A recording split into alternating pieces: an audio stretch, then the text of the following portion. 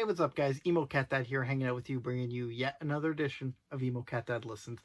If you're new here, thanks for stopping by. What I do is every day of 2024, I vow to check out a new band or artist. Check out 4 songs from across their discography, give you my initial thoughts on the songs individually, rank the songs, and then, of course, give you my overall thoughts on the artist based on what I just heard. You guys have been so kind, giving me tons of bands or artist suggestions that I absolutely need to check out. So I've been run through them as well as I can. And that's what today's artist is. Today's artist is Soul Glow. This was a suggestion from one of you guys telling me I absolutely need to check this band out. So what do I know about Soul Glow going in? I've heard the name bandied about, but that's about it. I was told that they were like an Afro-punk hardcore band. So I'm kind of picturing a modern day Bad Brains in my head. Whether that's correct or not, I have no freaking clue, but we're going to find out together. So without any further ado, let's dive into Soul Glow. So their first full length appears to be an untitled LP from back in 2016. So I checked that out, and the first couple songs are all called Entitled and has like a number after it. But one of the songs with an actual title is called New Humanism, and that appears to be the most streamed track, so I checked that out.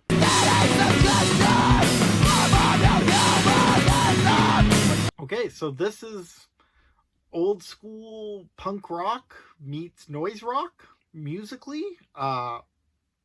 It's a minute 30 seconds. It just comes in, beats you down, and then leaves you wanting more. Vocally, the screams at the end of the track were super rad. However, I didn't really understand any of the lyrics. It was that shouty hardcore style, and with the production, I'm assuming it was a choice because the production was very, very, I'll say underwhelming. But yeah, not the greatest, but I think that's what they were going for. But yeah, reading the lyrics off of my phone while listening, I was like, oh, this is a very well-written song. Not that, I could understand any of it. Their next album was called, not saying it. So I checked out the track 31 from this 2019 album.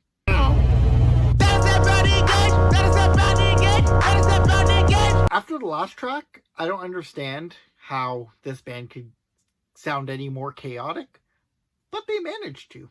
That being said, I could understand the lyrics a lot more here. This one was more experimental. It had some electronics and hip-hop flavoring to it, which I dug.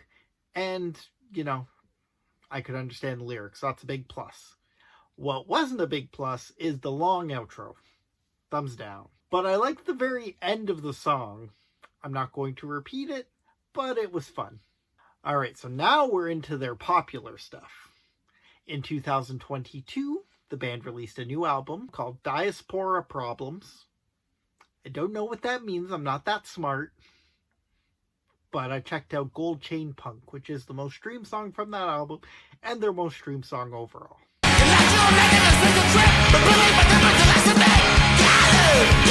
Okay, this track was much more accessible than the last two. But Soul Glow doesn't change who they are. They're still a beat-down hardcore band with some experimental and hip-hop influences. But yeah, Epitaph Records, who released this album, definitely cleaned them up a lot. Most recently, last year, the band released a new single, If I Speak, Then Shut the F Up.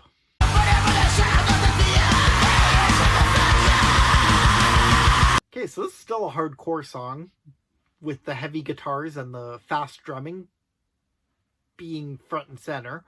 However, a really underrated element of this was the bass. It was kind of muted, which was disappointing, but like that bass groove that this track had throughout it, I dug quite a bit. The vocals are about the same. They've all been kind of super energetic and rapid fire style, and that remains the case here. But it had that much more polished sound like the last track where, you're able to hear most of it and appreciate the lyricism a lot more that way. All right, so those are the 4 Soul Glow tracks I checked out. Let's go ahead and rank them. At number 1, in streams and in my heart, is Gold Chain Punk. Like I said, this was the most accessible song. It still had everything that I liked about Soul Glow's earlier tracks that I'd heard, but it cleaned up the bits that usually it's a little hard for me to get through, and released a banger of a song. Two is If I Speak. This is just a step down from Gold Chain Punk. It's still in the same realm of music, but it had like a spoken word part at the beginning that I didn't dig as much, and it just didn't feel as complete of a song as Gold Chain did. At 3, we're doing 31, not because it starts with 3, just because this was kind of the bridge for Soul Glow to get from their early, rough, hardcore sounding beginnings to where they ultimately landed, and what I enjoyed quite a bit. The only downside was the long outro, and some of the vocal parts still weren't the greatest, but I overall had a good time. And at 4, New Humanism. No surprise. The oldest song of a hardcore band is the worst because of, it's not as crisp as the newer ones. The musicianship's still as good on this track as it is in the later ones. You get those crunchy guitars, you get that fast drumming.